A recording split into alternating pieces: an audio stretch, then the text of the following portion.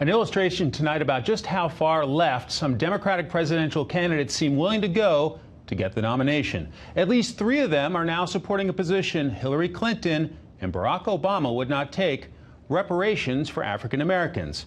With that, let's bring in our panel: Democratic strategist Zach Friend, the president and co-founder of Real Clear Politics, Tom Bevan, and a senior columnist at townhall.com, Kurt Schlichter. Gentlemen, great to have you. Good to be here. Zach, I'm going to play this sound from Senator Kamala Harris, and I'll ask you to react to it.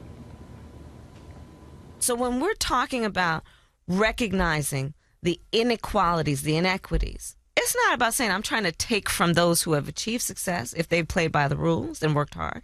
Good for you, keep it. But I am saying we need to be honest and address that not everyone has an equal opportunity to access to success, and we've got to address that.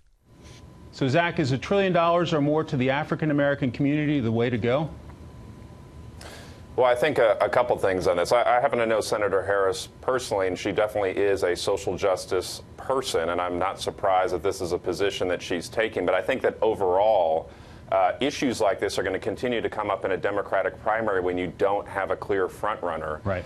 In these kinds of issues, I mean, similar in 2016 when you had 17 Republicans running, one of the ways that the now President Trump really differentiated himself was by taking, I think, what a lot of the Republican establishment would have said were pretty controversial stands on immigration. So, too, I think in the Democratic primary, you're going to have some stances that maybe don't jive with a lot of the general election voters in the Democratic base. And so I think that there's going to be some stuff coming up over the next month or 2 months that will be having the same conversation. Well, Senator Harris is not alone. Take a listen to Senator Elizabeth Warren tonight in Manchester, New Hampshire. Ugly history of racism. We need to confront it head on, and we need to talk about the right way to address it and make change. Tom, is there a fear of being seen as a moderate if you're not all in on these liberal ideas? Well, certainly that's where the energy is on the Democratic side is pulling everybody leftward. I mean, but this is an issue that is terribly unpopular in the mainstream of the country, and this is one that's going to be hard for Democrats who go on record supporting something like this to come back in a general election and sort of a position they're going to climb down from. And I always take these issues and look at them. This election is going to boil down to about 7 states. All the rest are already pretty much decided. And you're talking about, so how do all these various issues, including this one, play in places like Wisconsin, Michigan, Ohio, Pennsylvania, North Carolina, Florida? I mean, that's where it's going to matter. And it's not a popular position. So I think this is a real problem for Democrats. The National Review, seeing politics here, writing, quote, "The proposals are not intended to mitigate evil. They're intended to make Elizabeth Warren or Kamala Harris or Kirsten Gillibrand president of the United States." Kurt, your reaction?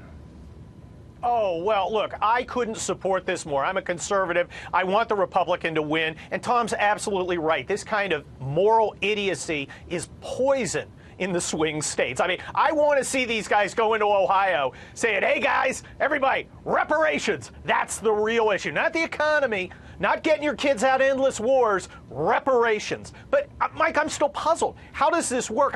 My beautiful wife escaped from the Democrats' favorite communist hellhole, Cuba. How much does she owe? And my great-great-grandfather, he fought with the Union Army. Do I get a discount? How does this work? It's stupid. It's immoral. And I want the Democrats to keep doing it and self-destruct.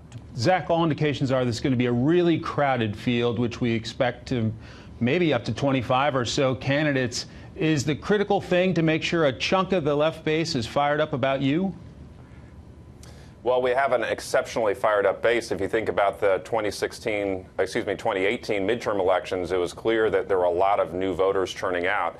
However, the reason the Democrats won the House were actually in some of these suburban swing districts that actually do not have the same type of fired up base that some of these other districts had.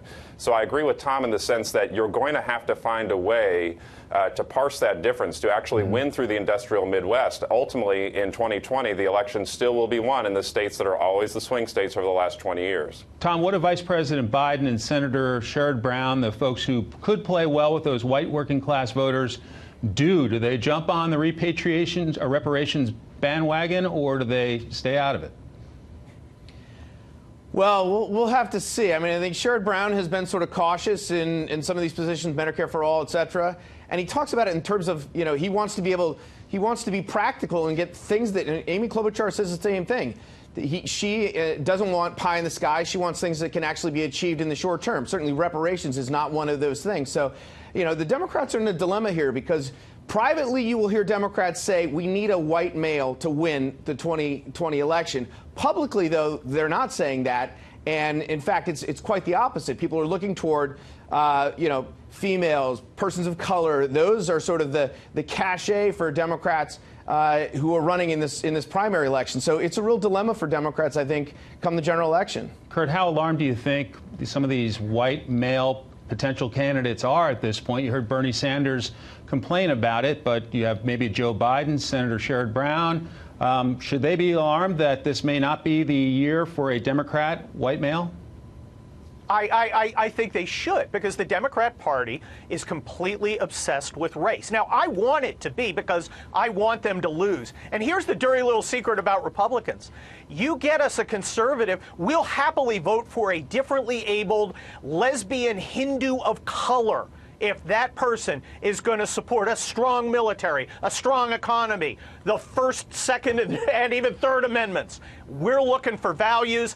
They're looking for a check in the box. And that's why they're going to lose next year. Gentlemen, thanks so much. Have a great weekend. Thanks, Mike. Thank you. Thanks for having us.